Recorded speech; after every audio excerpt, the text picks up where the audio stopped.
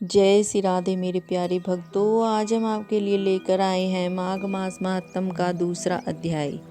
तो आइए शुरू करें माघ मास महात्म का दूसरा अध्याय। राजा के ऐसे वचन सुनकर तपस्वी कहने लगा कि राजन, भगवान सूर्य बहुत शीघ्र उदय होने वाले हैं, इसीलिए यह समय हमारे लिए स्नान का है, कथा का नहीं। सो आप स्नान करके अपने घर को जाओ और अपने गुरु श्री वशिष्ठ जी से इस महात्म को सुनो। इतना कहकर तपस्वी सरोवर में स्नान के लिए चले गए और राजा भी विधि पूर्वक सरोवर में स्नान करके अपने घर लौटा और रानी वास में जाकर तपस्वी की सब कथा रानी को सुनाई।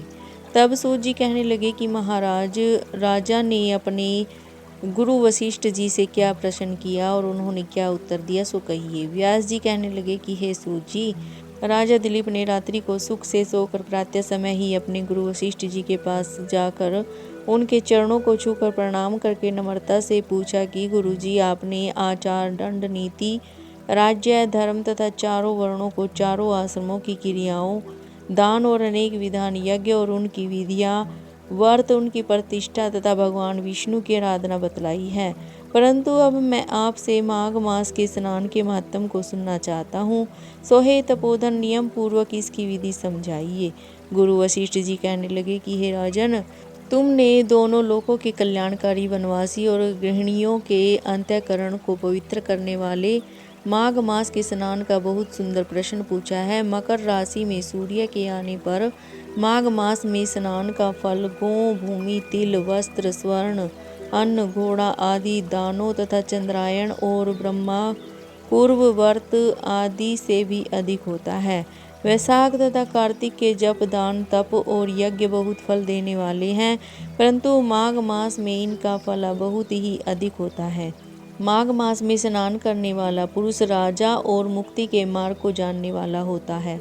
दिव्य दृष्टि वाले महात्माओं ने कहा कि जो मनुष्य माघ मास में सकाम या भगवान के निमित्त नियम पूर्वक माघ मास में स्नान करता है, वह अत्यंत फल वाला होता है। उसको शरीर की शुद्धि, प्रीति, ऐश्वर्य तथा चारों प्रकार के फलों की प्राप्ति होती है। अदिति ने 12 वर्ष स्नान किया, इससे तीनों लोगों को जल करने वाले 12 पुत्र उत्पन्न हुए। माघ मास में स्नान करने से ही रोहिणी, सुभगा, अरुंधति दानशील हुई और इंद्राणी के समान रूपवती होकर प्रसिद्ध हुई।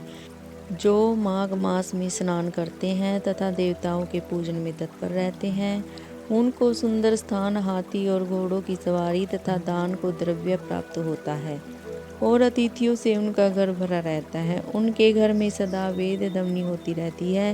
वह मनुष्य धन्य है जो माघ मास में स्नान करते हैं, दान देते हैं तथा व्रत और नियमों का पालन करते हैं। और दूसरे पुण्यों के क्षीण होने से मनुष्य स्वर्ग से वापिस आ जाता है, परंतु जो मनुष्य माघ मास में स्नान करता है वह कभी स्वर्ग से वापिस नहीं आता।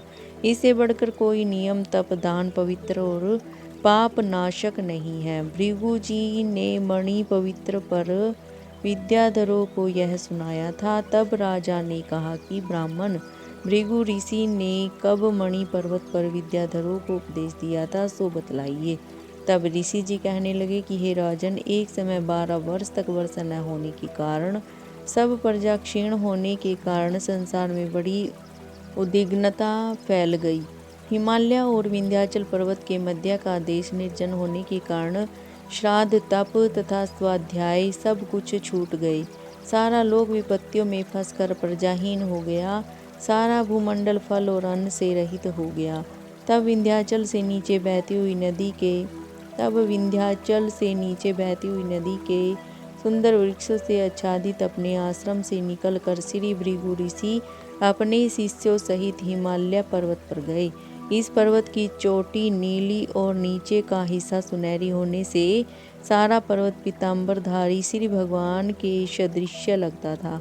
पर्वत के बीच का भाग नीला और बीच बीच में कहीं कहीं सफ़ेद स्फटिक होने से तारों से युक्त आकाश जैसी शोभा को प्राप्त होता था। रात्रि के समय वह पर्वत दीपकों की तरह चमकती हुई दिव्य औषधियों से पूरित किसी महल की शोभा को प्राप्त होता था। यह पर्वत शिखाओं पर बांसुरी बजाती और सुंदर गीत गाती हुई किन्नरियों तथा केले के पत्तों की पताकाओं से अत्यंत शोभा को प्राप्त हो रहा था। यह पर्वत नीलम, पन्ना, पुखराज तथा इसकी चोटी से निकलती हुई रंग बिरंगी किरणों से इंद्रधनुष के समान प्रतीत होता था।